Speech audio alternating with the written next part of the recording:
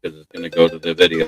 Hey yo, it's time to roar, get loud, let's ignite. Jeremy B in the house, we keeping it tight. Every weekday at 11, we ready to ride. Lions Talk Live, come and join the pride. Waking up early, it's that morning grind. Tune in to the show, leave the troubles behind. Jeremy B's the king, with the voice like thunder. Every word he spits, it's a lyrical wonder. Got the lions around, sharp and fierce. When we hear one pride, you can't help but feel your heart pierce. Talking all the topics, keep it real, keep it raw. With a lion's mentality, we're ready for the roar. One pride, it feels right. Jeremy B bringing the heat, morning light. Every weekday at 11, we taking flight. Lions Talk Alive, yeah, we ready to bite. One pride, hear us loud. Jeremy's in the zone, making us proud. This is a Huddle Sports Network broadcast. You can find us on Roku TV, Amazon Fire TV, Facebook, and of course YouTube. Get all your NFL news here first. I'll eventually get a new intro just for the baseball show, but this is the first ever baseball roundtable talk. I'm your host, Smokin' Jeremy B. I've got Adam McNally, who represents the Pirates, and I believe that's who Big Rich represents too. Well, yeah, my main heart is in Pittsburgh, but I have been following the Rangers for 40 years now, so I guess I can kind of say I'm a pretty solid spokesman for the Rangers as well. Awesome. So we have had some news. Oh, look at this. Yinger comes in with the jack wagon. Love it. Hey, look at this. I got two Pittsburgh fans with me. Proud to be here for first ever baseball show. Awesome. Thank you, brother. So, what moves have the Pirates made, guys? I'll let Adam do a couple, then I'll let you take over, Big Rich. Now, Rich, where do you want to start? No, let's start with the one. Let's start with the guy who I was on his bandwagon during the trade deadline last year that I wanted him to get, and that was Ryan O'Hearn. I love the signing of Ryan O'Hearn. He's flexible with first base, with outfield. He's probably going to start the season in left. Power stick, good stick. He's a solid 280 hitter. Probably going to be good for 25 to 30 bombs, especially in, hitting it into the river. So that's a big one there. One of the other ones that I think is going to fly under the radar, and if he does what the projections say that he will, it may not be this year, but next year, the old password is going to they got this kid from Boston, and I can never pronounce his first name right, so please don't shoot me on that one either. But he's a very young outfielder who has tremendous upside. And then I also liked us getting Gregory Soto for the bullpen. We made a lot of moves, and I liked 90% of them. Yeah, there's a couple I questioned. It's really good that I saw that. And I think Detroit made a few good moves too. Number one, Preet Skubal winning his arbitration. I kind of called that because they weren't going to let him be on the team deal on the last year of that contract after back-to-back Cy Young. And we all knew that, but it was team control. Yeah, hello, guys. Long time no see. And MDE gave you an idea. Nickname for the name you cannot pronounce is Scrabble. Yeah. I mean, well, okay. For those of you that are trying to figure out who or what the heck is he talking about, I'll give you the spelling of this kid's name here in just a second, and you guys can figure it out from there. I'll see if I can butcher it after you do. Okay. Yeah, Rich, just butcher it. Just butcher it. Just say it. Just butcher the heck out of it, huh? Yeah. Okay, yeah. Here's the actual spelling of this kid's name. JHOSTYNXON. My best bet is Hostikson Garcia. How about we just call him Garcia? Well, they call him the password. Or, I mean, you could somehow get, Nick out of there, Nixon out of there. You could get Ty out of there. You could get John out of there. Whatever. That's why they call him the password. Put it into the private chat for me, Rich, and I'll try to read it because just hearing it, I couldn't get it. I'm doing it right now. But I mean, he's not a big kid. Let me rephrase that. He's 6 foot, but he's $163. Oh, so he's paperweight.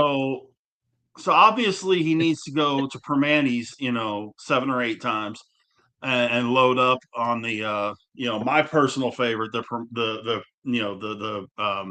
pastrami. But how you like that one? Okay, and that is a Hispanic name, correct? It would be, which means the H is silent. Right. But the J makes an H noise in Javier, so that would be Postinston, something like that. Something to that general effect. Any way you look at it. But from what I mean, he was the number 3 prospect in the Red Sox organization and was up for a hot minute last year. So, that was a good pickup. The trade we made with Tampa was big too. But yeah, you guys, that deal was Scooble. I mean, anybody that didn't think Scooble was going to win that arbitration is just stupid. There was no way in this world Detroit was going to win that arbitration. But the reason why people thought that is because Scott Boras, his agent, had done this many times and lost 90% of them. So they had okay, we got a snowball's chance in hell. I personally heard because it was back-to-back Cy Youngs, there was no way they were winning. Well, and I heard, and from what I was told, what I heard on MLB Network, it was gospel, that he walked into the meeting with the ultimate middle finger to the Tigers. Right. He walked in with both of his Cy Young awards and set them on the table.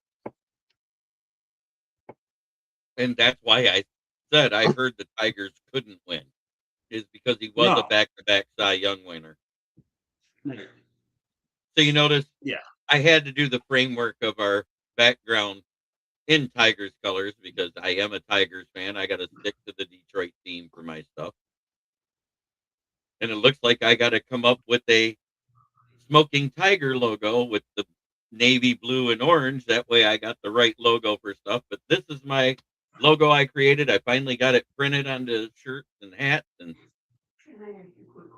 I guess I'm going to do that one too. So I'm going to do it with a tiger though. I like it, Germ. I like it. I don't like. Yeah, I'm wearing but I'm wearing my Valentine's Day shirt, Germ. I know. Look at you. So stupid. I feel so I had to wear it though. I had to wear it. I never really wear t-shirts. So usually, wear a white tee or Us handsome single guys, Jose Urquidy. Urquidy. But for the Tigers, wasn't he on your team? Who? No, Houston, right? Jose Urquidy was for Houston. Yes. Sorry, guys. Oh, more than likely, I would agree with that. Yeah, but St. Louis has got a lot of problems. A lot of problems. Yeah. Well, and they got rid of one of their best players. Right. They had a lot of floated salary that they had to get rid of to make salary room to keep from going over the cap to get better players. The problem is no one wants to go there. Which is a shame because that is, when you talk baseball, St. Louis is a trademark city for baseball. But, yes, they lost Arenado, but man, when they lost Brendan Donovan, that's big. Yeah, it was huge. That's real big. Hold on just a second, guys. Yep. The big news that we heard this week was Nick Castellanos got cut by the Phillies and was picked up by the Padres an hour later. That kind of bothered me because we could have used that right-handed bat in our lineup. I didn't think he was even going to make an hour. I really wished we'd have got him into our lineup, even though he's not a third baseman, which is where everybody wants our power bat to go. I don't mind who we have there because they didn't do bad defensively. They're just not an offensive juggernaut, but a right-handed bat in our outfield. So, because let's face it, Terry Carpenter can't hit a right-hander to save his ass, and he could have came in that situation. Do you agree that we're getting to that point where the prototypical? Remember, you and I at least remember. Adam may be a little too young for this, but it was written in gospel. Your power came from first, third, and the outfield, left and right. Yep. Your guys up the middle they hit for average, they hit for OBP.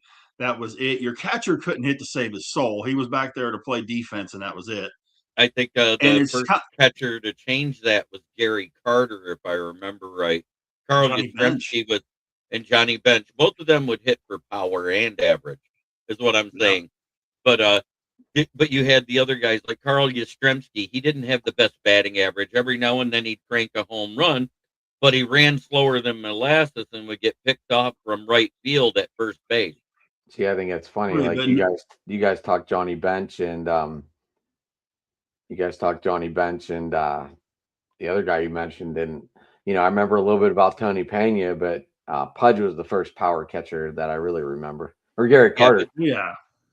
But I mean, Gary Carter played until you were probably following baseball, but he was at the tail end of his career in a shell of what he used to be. I remember Gary Carter being a power hitter, though. I remember him being more defense. But you got to remember, a power hitter in the late 70s, early mid 80s was a guy that hit 30. That was a power guy. If he hit 25 or 30, that was remarkable. You didn't have 50 guys hitting 20 home runs. But nowadays, it doesn't matter. You've got power coming from all different positions. Second base, and that started in 84 or in the mid 80s, because you had Sandberg at second, who became the first real power hitting second baseman. You had, of course, as time went on at short, you had Ripken, and then you get, your A-Rods, and you get your Miguel Tejadas and guys like that. They're power hitting at shortstop. Center fielders, Andrew Jones, guys like that. Griffey, of course. So, and then the catchers, you had Pudge and people like that were hitting bombs, and it just kind of, I think it's kind of evened it out. Yeah. You got a couple power hitters in right and left field that are better than everybody else, and that's going to stay that way. And then, of course, you got Shohei Ohtani, who's a pitcher. Right. And the universal DH has had a lot to do with that, too, because let's be honest, if Ohtani had to play a position, I don't think they would let him do both. Right. I think he would be a DH still if he was a position player. And I don't think he would have left the Angels. Oh, 100%. If he was a position player, he wouldn't have left the Angels. Yeah, if we wouldn't have had universal DH, I think Shohei is still an Angel, or maybe a Mariner. Probably a Yankee. He said right out of the chute he didn't want to go to New York. Yeah, he took New York off the table right out of the box. I think at the time, because one of the teams that was looking at him, because we had the money to do so, because Tariq Skubal was nowhere near arbitration or anything like that, the Tigers was mentioned as one of the teams he was looking at. Because think about it, if you put Shohei Ohtani with Tariq Skubal and Casey Mize, we'd have never picked Jack Flaherty up. No, but could you imagine what he would have done wrapping balls around that pesky pole? He'd have hit 80 in Boston. Oh yeah. If Bond's record would have been shattered a couple years ago. Oh yeah, if he'd have went to Boston, because I think it was Dodgers, Tigers, Boston. I think he even mentioned there was another East Coast team, Southeast. Who was it? It was in the National League, wasn't it? The Marlins that they talked about going to. I think it was the Marlins that were in the hunt. Originally, it was the Marlins, the Tigers, the Dodgers, the Angels, and Red Seattle. Sox. And I'm trying to remember who the other one was. Red Sox. The Red Sox, yeah. And boy, I tell you, a couple of those places, man. You talk about hitting in a bandbox. Good grief. Right. I mean, we have a big stadium, but since they made it a little more home run friendly by moving the fields in that 10 feet all the way around, it did make a difference last year. And it made more of a difference for the home team than the away team in Detroit, if you actually paid attention to the power numbers. Yeah. All And those if you line think drives about that we hit the year before were going over the fence now because they were able to carry that under 330 distance and I think the left or right infield, right center in outfield wall moved in from 415 to 405, and that was huge. That's the power alley. Yeah, and if you really think about it, Ohtani has spent his entire career playing in cavernous stadiums because Anaheim Stadium is really big, and Chavez Ravine, I mean, that's a freaking just Grand Canyon of a stadium trying to hit it out of, and he's I still hitting I, ridiculous numbers of homers. I remember when he hit that first home run about against Houston where it cleared the whole hill at Minute Maid Park. Yep. Yeah, and I've seen two guys hit a ball over that hill. I've seen two guys hit it, and that's it. Yeah, one Carlos Shohei Lee, Ohtani and is the other one Judge. no, Jeff Who was it? Bagwell and Carlos Lee. Jeff Oh, Bagwell and okay. Carlos Lee. Oh, you're talking Now I about prior saw to the Ohtani, right? yeah prior to Ohtani. Okay. Carlos Lee hit one against the Rangers one night that I don't think has landed yet. So I mean, he just smoked that. Was that off the concrete at the top over the center? yeah, Mm-hmm. a Bagwell hit it into the upper deck where it landed on the concourse past the bleachers out there. But and that was an amazing moonshot. And they tried to say that was only 450 feet. Bullshit. If it was flat land, it went 510. Yeah. That left field isn't very big, but it is very friendly to hitting a ball. What, in Houston? Yeah. Yeah. Oh yeah, yeah. Crawford boxes are really close. That's why Altuve has all the home runs he has. He's hit about 70% of them at home, and he's a dead pull hitter.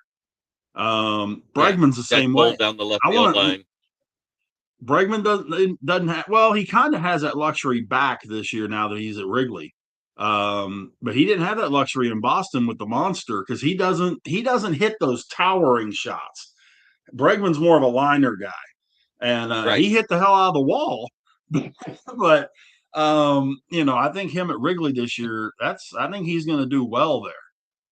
I think that was the best thing for Bregman's career was to get out of Houston because you saw his true power numbers go up with all the fields that more matched his power stroke. Mm. Yeah.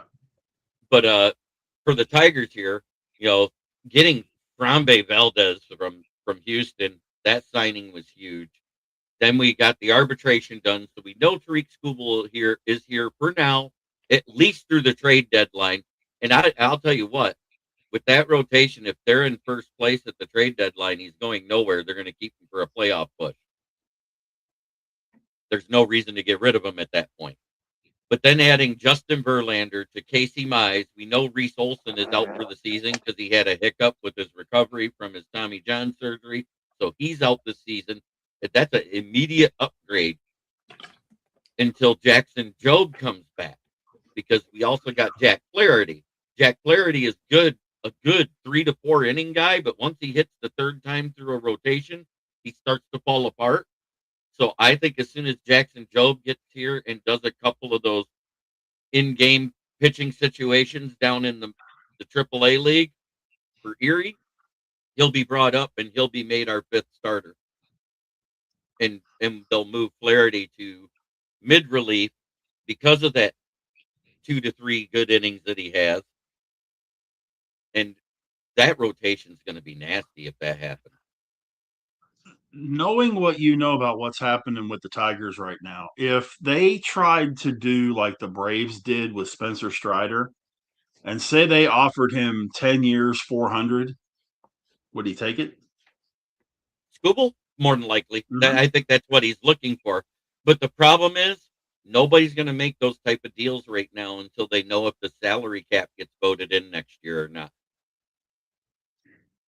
Oh yeah, I mean if that that's salary cap gets voted in and they vote out the deferment of payments like that, you know who's in a lot of trouble, because that's one of the other things up the there. Dodgers. The Yeah, Dodgers will be in so much trouble because immediately their salary cap goes to over $6 billion a year. Mm-hmm. Yeah, Adam and I were talking about this on our show a couple weeks ago. That the Dodgers' biggest. If I could eliminate one thing from baseball right now, it used to be the guaranteed contract. It's the deferred contract. If you're supposed to make $100 million over 10 years, then you make $100 million over 10 years. You get 10 million a year, or however I don't care how you structure it, but in that 10-year period, you make that $100 million. I don't care if you make a million a year and then 91 million the last year. It doesn't matter. But you've got to make it in the deferred payments is wrecking this thing. And you're right, man. If they do, and that's probably why we're going to have a work stoppage next year, because the Dodgers are going to be the biggest ones wanting to not have this salary cap hit, because they will be just screwed blue and tattooed, and they're going to have to get rid of some guys that they don't want to get rid of. I don't think if they hit the salary cap, it'll be bad. It'll be if they eliminate the deferred payment. That's what'll hurt them. Do you think? Jeremy, we talked about this on Thursday. Do you think he deferred it because of that goofy ass tax? The luxury tax. No. Yeah. Well, no. The jock tax. You know what that is? The athletic tax. It's in 46 of 50 states. The only 3 states and 1 province it's not in is Florida, Texas, Washington, and Washington, D.C. That's it. So technically 47 states it's in. And California has the highest jock tax of anyone. And everybody thought it was based off of salary, and that's why Darnold had to pay in. Oh, no. It's per game you do that. And because that was considered a bonus, it got hit with a luxury tax for the Super Bowl, and he ended up having to pay $71,000 over what he got paid for the $178,000 bonus for playing in the Super Bowl, which is absolutely ludicrous to me. Yeah. But there were a bunch of guys that lost money for winning the Super Bowl. Yeah, they won the Super Bowl. They got the bigger check, but because of the tax, everybody on the team lost money, pretty much, except for maybe the minimum wage players, the league minimum players. Crazy. But do you think that's why Otani tried to defer this? No, because it still comes out. Whether it comes out at the end or it comes out each year. No, they deferred it because look at what they gave him. It was a $600 million contract. I get it, but 700. Or 700 million over, what was it? 10 years. 10 years. So 10 years, 700. That'd have been $70 million a year. So they cut it down to a $2 million a year contract. He'll still get hit with that when he's paid the deferred money at the end of that contract. And it'll be even higher than what it would be if he'd have done it over each year. If you think about it, because it's going to be a lump sum, and it gets hit as a luxury tax because of that lump sum. He cost himself money in the long run. But the Dodgers didn't want to have to pay more luxury tax money for having that extra 70 mil on the payroll, because they were already over. Then they were going to be 70 mil more over with the Freeman contract and the Betts contract and all these other guys, But I will say, since everybody else is doing it, the Tigers took advantage of that with the Justin Verlander contract. Even though it's $13 million, we deferred $11 million of it to next season. And even though we did that with the arbitration of Skubal, the signing of Frambe, and the $2 million for Justin Verlander, we bumped ourselves from 26th last year, which was what everybody was making fun of the Tigers for not spending money. We're now 9th in the league in spending for this season alone. Anything you get out of Verlander is going to be a bonus. Right. I think the way they plan on doing it, and I think it's a mistake, they want to use Flaherty in the third starting rotation. I think he needs to be 5th. I think I would rather have Mize there and then Verlander, or even go lefty, righty, righty, righty, something like that. Because I think going Skubal, Frambe, which are both left-handers. Marcus on the go. What's up there, big hoss with the sauce? Yeah, you're right. Marcus. I think it would be better to go like Scooble, Mize, then Frambe, then Verlander, then Flaherty, in that order. Because when Jackson Jobe gets back, he's another lefty. Then you're bringing him in as the fifth starter, and then you got lefty, righty, lefty, righty, lefty, and that's going to be hell on lineup.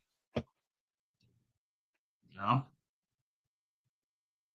That's nice. I'm not as big into the college baseball, even though Michigan's pretty good at it. But I love the direction. We got a pretty good kid from LSU on the mound. Oh, so you're an LSU Tiger fan, or are you talking about Marcus? They're talking about his guy. I'm talking about Paul Skeens. Skeens, yeah. Yeah. Well, if we're gonna go college baseball for just a second, sure. I gotta throw a little baseball love out here for our Baylor Bear. I don't know if you guys saw this on SportsCenter last night. My guy Tom Barfield, who I worked with for many, many years, was on the call. Tice Armstrong for the Baylor Bears last night hit 3 grand slams in one game. I heard about him. Yeah, 12 RBI. Only the second time in baseball history, college and pro, it has ever happened. And and they only played 7 innings because the third grand slam caused a run rule. Right, caused the mercy rule. Yeah, it was a walk-off mercy rule, or he might have had a shot to get 4. But yeah, 3 grand slams last night. So Tice Armstrong from Baylor, their first baseman. Way to go, Tice. Way to go. Full power hitter. Yes, absolutely. Now, the only thing I got to ask, is he using the torpedo bat, or is he using the aluminums like they do in college? Aluminum. I hate that they do that, because some of those power numbers get a little skewed, because some of those bats, it's not that they're hot, it's just that the way they put the power into it and reflect it to make the ball travel even faster, it turns me off a little bit. I wish that in college they would make them go to wood bats. Well, I'm glad they deadened them, because like back in the day of Incaviglia and those guys, it was like hitting ping pong balls. But now they've deadened the bats. So right. Yes, they're aluminum, so they don't have to be replacing so many bats, which that's the thing. It's the cost factor for college baseball. But, they're not replacing as many, but they're not hitting as many outs as they were before. The leader in home runs last year in college baseball only hit 34. Right. So, they have definitely turned things. So, but how good is that lineup to have them set up for 3 grand slams? That's what I'm thinking. There's probably a lot of small ball players on that team where they hit for average, and then he's in that 4th or 5th spot cleaning up. Well, I can tell you this about Mitch Thompson and his team, because I worked with those guys for eons. I was a stat guy for them for several years, that kind of thing. I've known Mitch Thompson a long time. He uses this. He's not as concerned about analytics. He uses this. And the guys he's got on that team, I was talking to their play-by-play guy the other day, in fact, and he said that if they stay healthy, this team has a legit shot of making a really nice run. The last year they had 7 of their 9 starters spend time out hurt. So, last year was kind of a scrap heap. If these guys are healthy, they can make some noise. And the top of the lineup is showing that. Thanks. So cool.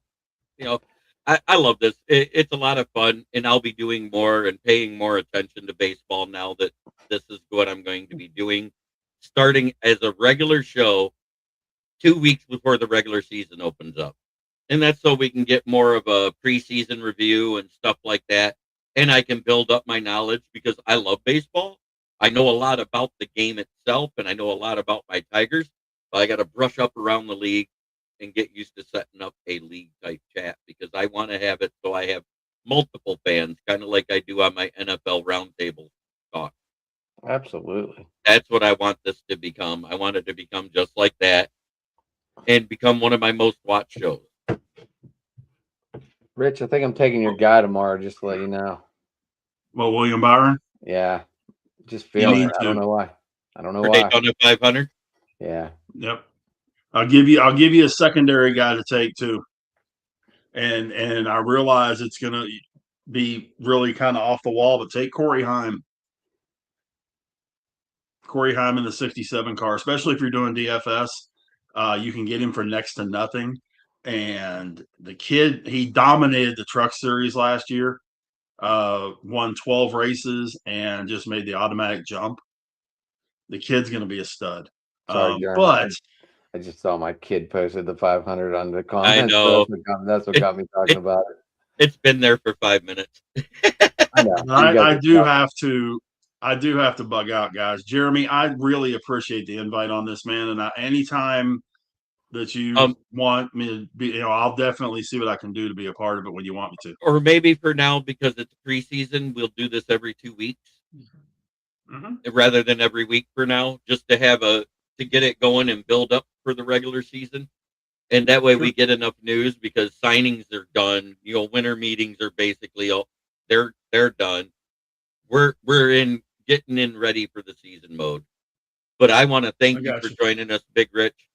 Shout out your channel and shout out do you still go live on the radio? Not anymore. I'm working with a station in Atlanta, Georgia, and in Enterprise, Alabama, called Retro FM, 101.1 in Enterprise and 102.1 in Albany. But we do have our, I will Monday have the inaugural 2026 edition of Two Tire Change, 6 Eastern, 5 Central. That's our NASCAR show. I'll get into the whole speed weeks from Daytona, and we'll be talking about all that. Tuesday night, of course, all of us are part of Open Mic Night on Driving to the Top. And then Wednesday night, this guy over here and I do Steel City Sports Talk. If we can ever get back on target. Well, yeah. That guy. Not this guy. This guy. That guy. Me and Rich I don't think me and Rich have been off target for a couple weeks. Well, yeah, you had a rough end of 2025. And I mean, with personal issues that happened. Between you working all night and then his health issues, it got rough for you guys for a minute. And I'm so glad you're both back. And I'll be happy to have you two on anytime. I'm working on getting a couple of Yankee fans, some Met fans, maybe a Philly fan. I want to get. Remember, we got Joe as a Mets fan. Yep. We got Jamie as the Yankees fan. Marcus got Houston. Okay. Yeah. Jason got LA Dodgers. Yeah. I did talk to Tom. Jeremy, if you want to jump on with us Monday night, you're more than welcome to. Jay and Tom. Rav of Baltimore. Well, unfortunately, the girlfriend works today. I know. That's why I didn't want to tell you. I didn't want to. Yeah. So Monday, I'm doing Valentine's Day with her. We decided that together because she finally has her day job off during the week this week, and she doesn't work Monday through Thursday. I don't work Monday and Tuesday, so Monday's Valentine's Day for us. Okay. I didn't want to bring it up, but I know. I know being Tom and Jason are talking ball. Rich, you're more than welcome. Yeah, I do got to fly, guys. So all right, Rich, thank you for joining us. And that's Big Rich. Follow him on X, and also follow Driving to the Top Productions, which he's a part of running. Yeah, definitely. And I'll see you guys tomorrow or Monday night on Two Tire Change. Absolutely, Rich. See you Monday, buddy. All right, guys. See y'all later. Alrighty. See, that's the weirdest part. Like, the screens don't change. Usually on I don't know how to do all that stuff. Because I went down and edited a screen. I made it this way. Usually I don't make the shows, Jeremy. I just show up. I know. On StreamYard, in the media, if you go down to where it says backgrounds, you can have AI create you a background. And then you can set your camera set up the way you want. Is that what you did here? Yeah. Nice. I got to look into that. whenever I get home, I play with the dog. I make food, get and then all of a sudden, Yeah, I just jump on because I'm ready to go. that's I what guess. you do. That's what you do. Right. I get it. But that's Right. okay. You know what? You know what I love is that somebody asked me to do this, and I wasn't even going to do a show tonight. And I see I missed a call from you because I was working and we were busy. And I said, "There goes, oh, I'll give him a call." He goes, Right. I'm like, fine, let's start it tonight. Because you know what? If I don't start it now and I wait about month and a half to where it's almost time for the season, I might go, yeah, I'm not going to do it. But I've been thinking about doing something through the summer on the weekends because I don't do shows on the weekends usually. But now that my And girlfriend works at 9 o'clock every Saturday if and we she can doesn't want to get go out and do anything, we can do if, this. if we can get Tom and Jason on Monday nights, that could be movable. I'm just saying. I mean, I don't care. I mean, I'm gonna talk ball with those two anytime. Those Yep. two rock. Yep. Tom's Boston, like I said, and he's got the full Boston accent and everything. And Tom's Uh, awesome. Jay's one of the most knowledgeable LA guys. And yeah. I know Jason because he's a Packer fan. right, absolutely. I've known all three of you guys for a long time. So But that is the current logo for my football talking stuff. I am going to create one for baseball because you it need to needs it. talk It to needs. you need to talk to Rav. Rav knows how to put them all together, like so they could both be up there. No. I want separate ones because each Okay. show's different. The other one is basically Lions based, so I want to keep that logo for Lions, and I'm going to create one for the baseball roundtable talk with the Tigers team. Okay. It's I was just just what I want saying. to do. Hey, you got to admit that does not look bad. Now, if you made that Tigers Kellers and put a That's what I tiger in plan the on doing. middle, and I figured that's what you were gonna do. Yeah, Put a and then tiger in change the it to middle where it's navy and orange versus blue and silver. with a tiger in it, not a lion. Yep. Yep. I like it. I don't understand that too. That's weird. Um, what was I gonna What say? the best part about getting the nickname Smoking Jeremy B, it was a fan that gave it to me. Did I tell you Oh, this story? really? Yeah. No. I used to be a guest before I ever got into podcasting myself on Detroit Lions on the Prowl, one of the oldest YouTube channels about the Detroit Lions there was. And I'm there with guys like Dosa Dion, Micro Mike. Jim Bordeaux is the one that created Detroit Lions on the Prowl with Tim and a couple other guys.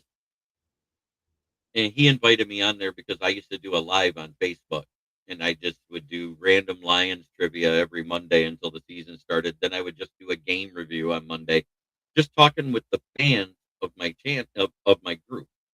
Right. And one night he said, "There goes, wow." He goes, "How did you get your trivia questions?" I said, "I just thought about stats that I knew off the top of my head and would randomly throw one out to see if anybody knew the answer." He goes, "Do you mean you don't have to look this stuff up?" And And I said, that was what, "No, 2020? 2020." Yep. And then he said, "Well, you'd like to be a guest on my show because you accidentally know more lion stats than I've forgotten in my lifetime." And I was like, "Sure." And that's how I got started. And I'm sitting there, and it was 11 a.m. on a Friday. I worked at the tire shop, and I would take my lunch then, and we just wouldn't do tires for an hour because I was the only tech at a small tire shop. And I would go outside the back, and I'd start smoking cigarettes and drinking my Mountain Dew. And I bought one of those little headset mics that was super hot. So every time I took a puff, this one guy goes, "My God, he sounds like Darth Vader when he takes a puff off his cigarette. I'm going to call him Smoking Jeremy B." And it stuck. It happens, you get your nicknames into some of the weirdest places, some of the strangest times. Yeah, so something But sticks. I want to thank everybody who tuned in for the first baseball talk show I have ever had. Marcus on the Go, Josh McNally, Ginzer, Nick Burton, MDE. You guys are great. Patty Grimes. Thank you. And Patty I Grimes. think I saw her she made a Yep. comment. Yep, she did. She's good. He did. Actually, he did. I get confused when somebody says she in the thing. It's he. It's a he. I didn't see your dad in there. No, Dad's sleeping at this time of night. Oh, gotcha. I was waiting to do a little Tim dance. I know. But just for you, Adam, since you're ready to do a dance, I got you. Nope.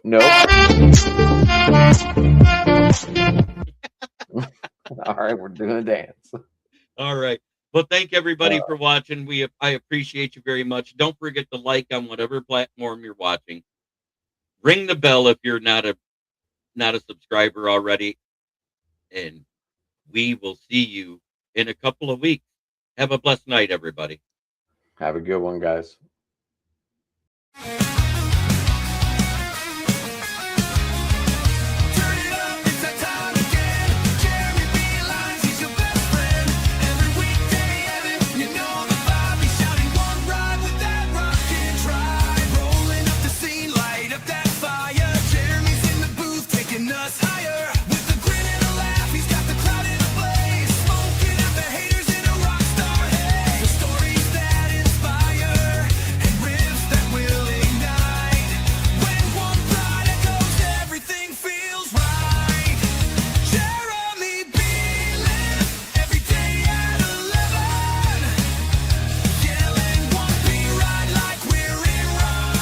This is a Huddle Sports Network broadcast. You can find us on Roku TV, Amazon Fire TV, Facebook, and of course YouTube.